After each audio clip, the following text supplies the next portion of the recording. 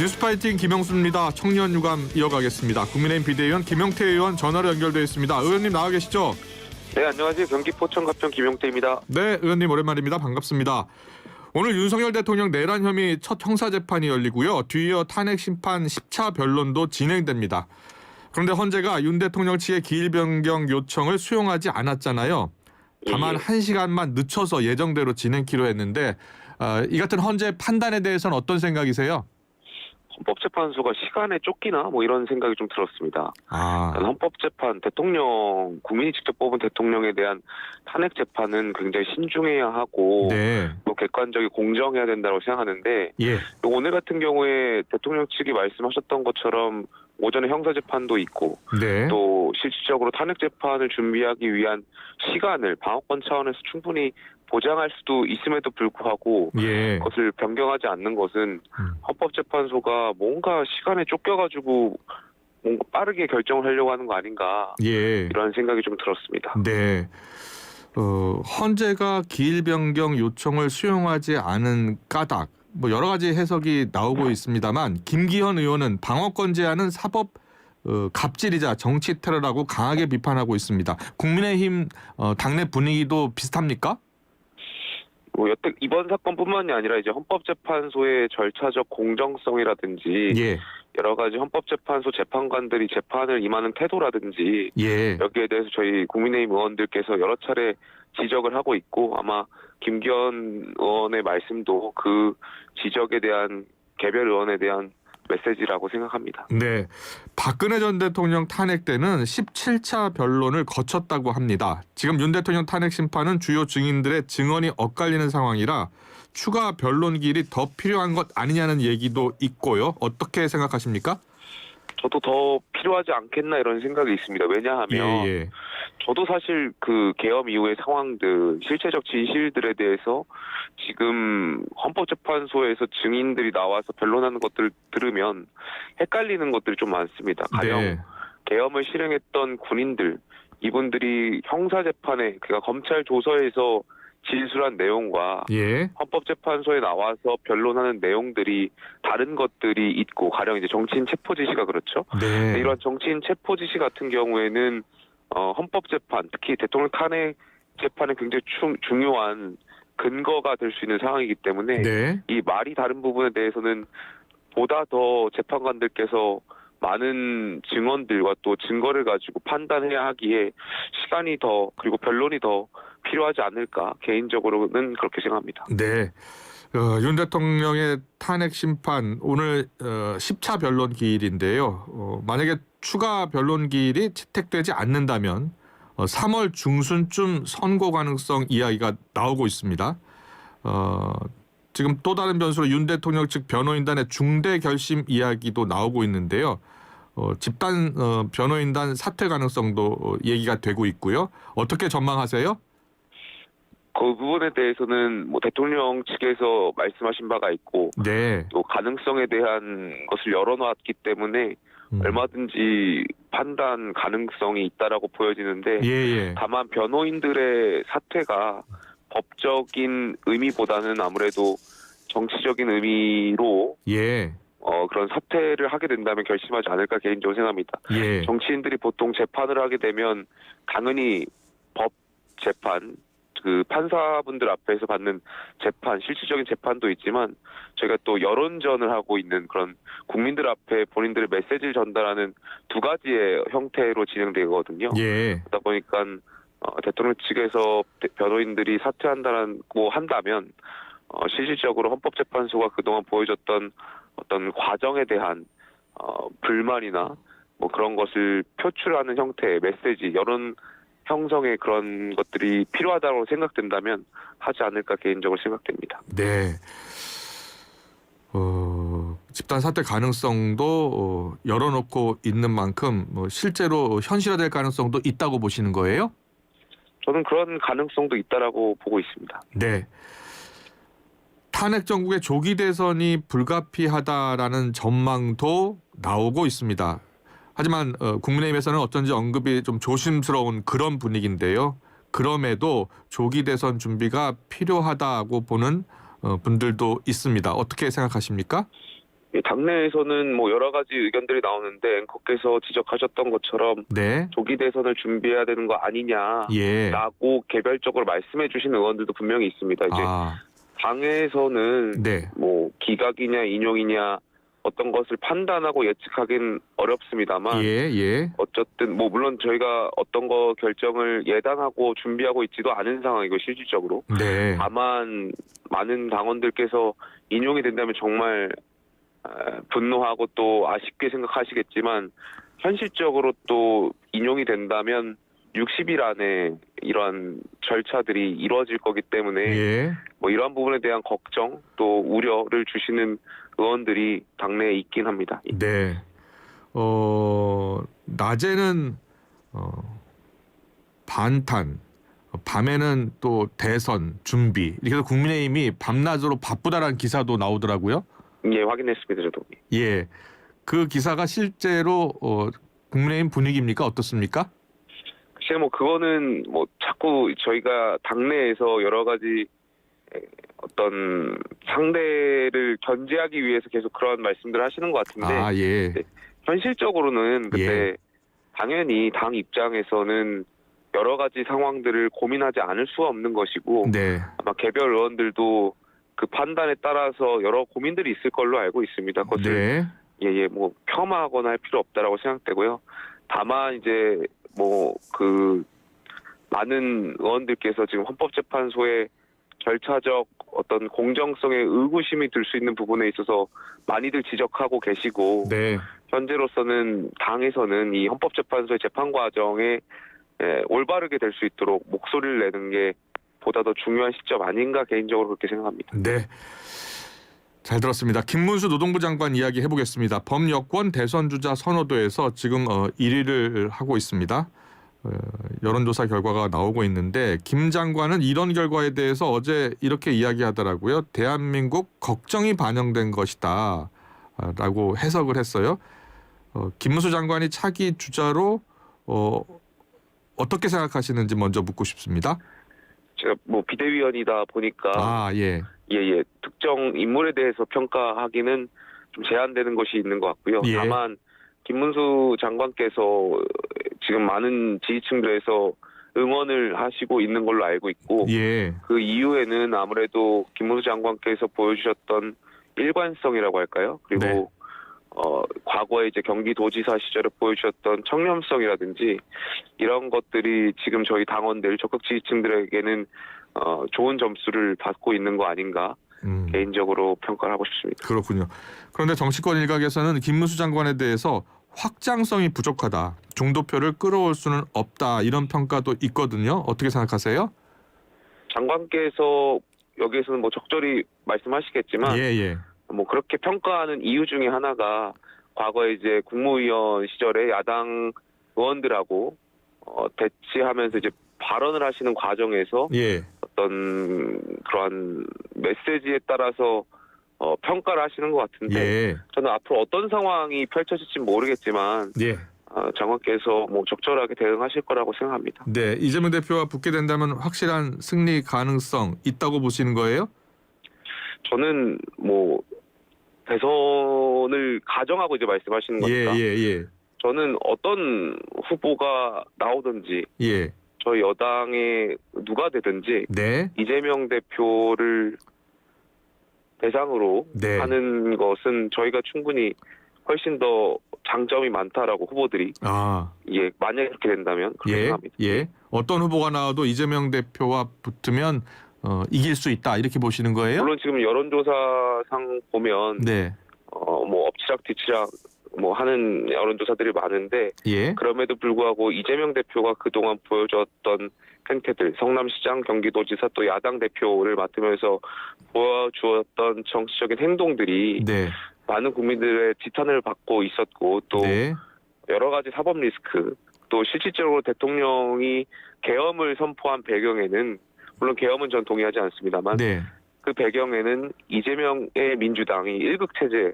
그리고 다수당의 횡포, 상권 분립을 훼손한 측면들 또 이런 것들도 가치 외교를 반박한 거 이런 것들 전반적으로 다 국민들께 평가받기 때문에 받을 거기 때문에 저는 확장성이 없다라고 생각합니다. 이재명 대표가 오히려 더 확장성이 제한된다 이런 말씀이세요? 그렇게 저는 보고 있습니다. 예. 국민의힘 대권 잠룡들이 개헌론에 지금 힘을 싣고 있는 것 같아요. 야권에서는 개헌 이전에 개헌 이야기를 했어야지 진정성이 있었을 것이다 라면서 비판하고 있습니다. 개인적으로 개헌에 대해서는 어떤 생각이세요? 지금 조금 전에 말씀드렸던 것처럼 네. 계엄을 선포하게 된 배경, 그러니까 야당이 상임위 날치기 하고 네.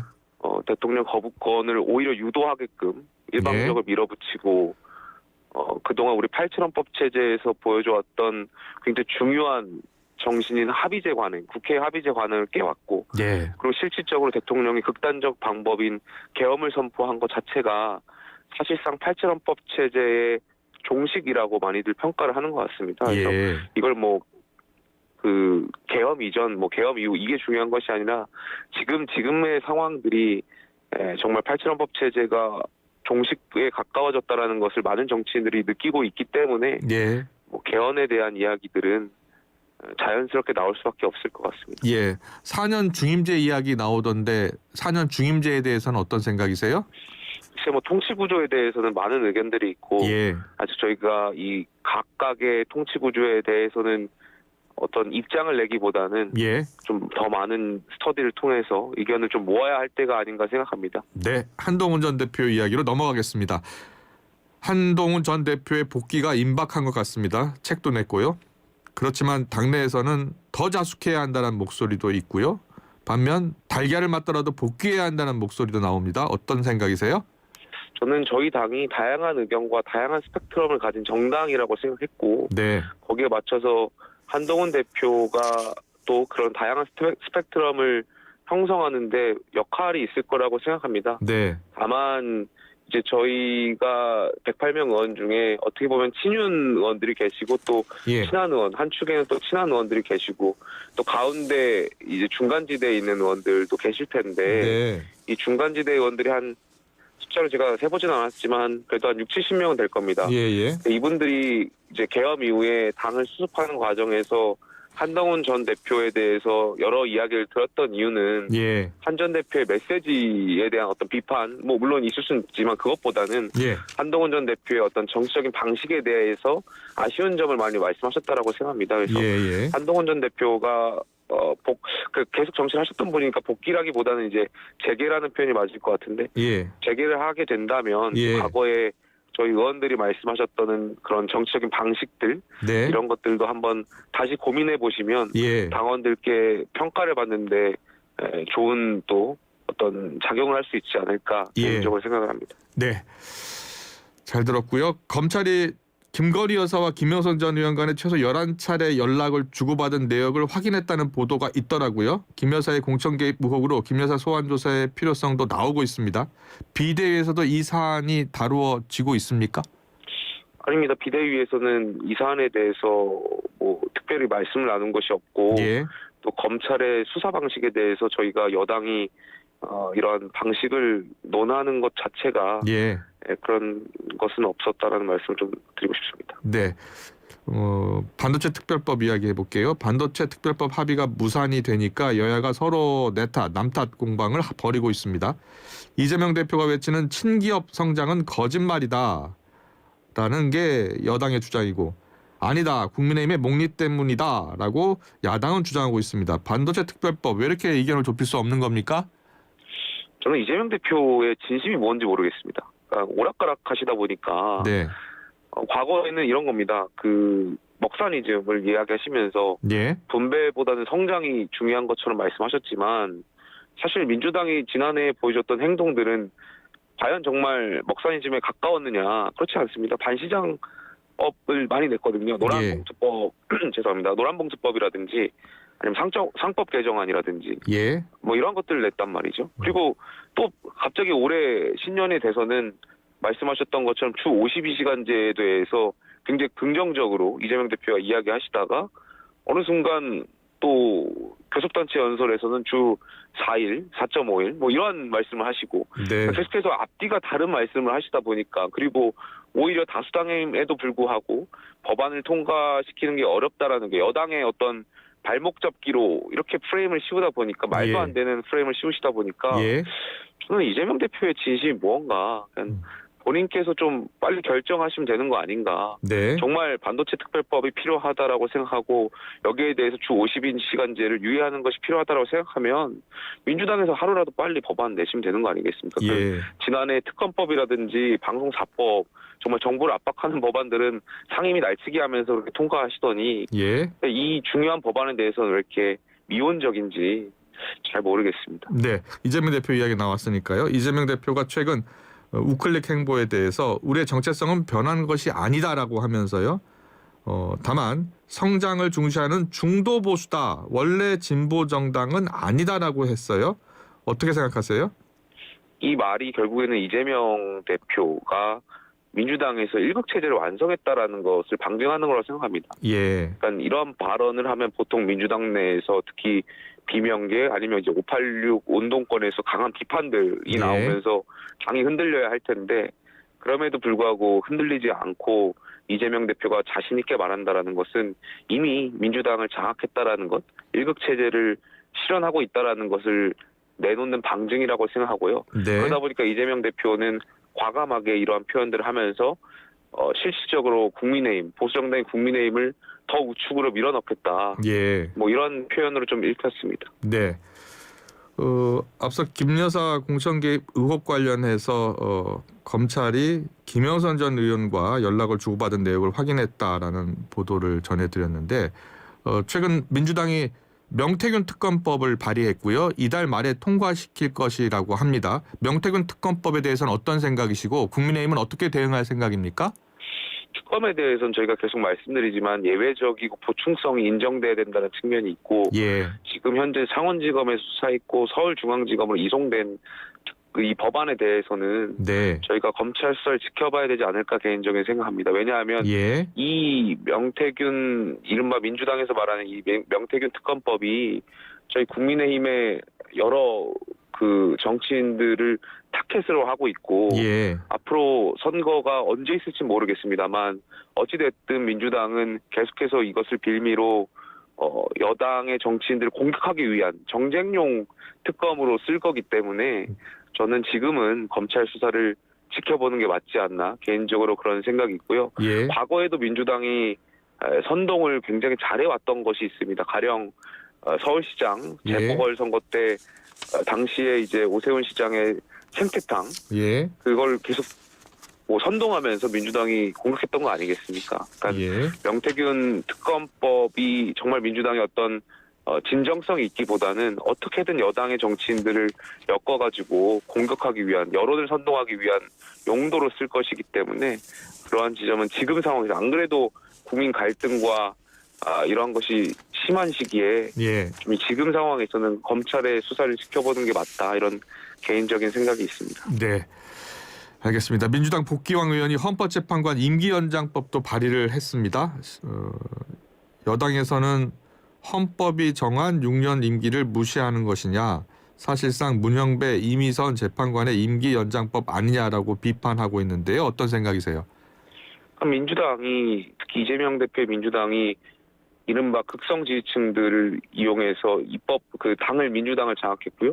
더 나아가서 이제 입법부 국회를 장악하고 행정부 사법부까지 지금 장악하려고 하는 거 아닌가 이런 생각이 듭니다. 그러니까 이재명 대표가 이런 식으로 어떻게 극단적 소수가 다수를 지배하고 하는지에 대한 지금 표본을 보여주고 있다 개인적으로 생각합니다. 예. 표본을 보여주고 있다. 만약에 민주당에서 이 임기연장법을 발의하고 통과시킨다면요, 어떻게 대응할 생각이에요? 진짜 뭐 국민 여론이 허용하지 않을 거라고 생각하고 있고요. 뭐 여기에 대해서는 여당 차원에서도 적극적으로 막을 수 있도록 하겠습니다. 네, 마지막 질문 드릴게요. 앞서 이제 유승민 전 의원 질문을 한번 드리고 싶었는데 박근혜 전 대통령과 쌓인 오해가 많다면서 풀고 싶다는 이야기를 했네요. 자, 두 사람이 만날 가능성 또 오해를 풀 기회를 가질 가능성에 대해서는 어떤 생각이세요? 여러 가지 두 분의 감정들이 있으시겠지만 저는 보수 정당을 위해서 또 국민 통합을 위해서 두 분이 만나셔서 여러 가지 이야기를 주고받고 그간에 오해가 있었던 것들을 풀었으면 좋겠다 개인적으로 생각합니다. 또 네. 지금 안 그래도 헌법재판을 두고 당내 또 국민 갈등이 있는 상황인데 과거에 있었던 이러한 어떤 그런 일들에 대해서는 지금 상황에서 좀 풀고 우리가 보수가 통합하는데 좀 역할을 하셔야 되지 않나 개인적으로 생각을 합니다. 네, 잘 들었습니다. 여야의 청년 의원들 만나보는 청년 유감 시간이었습니다. 지난주 천하람 의원 만났고요. 오늘은 김용태 의원 만나봤습니다. 오늘 말씀 잘 들었습니다. 고맙습니다. 감사합니다.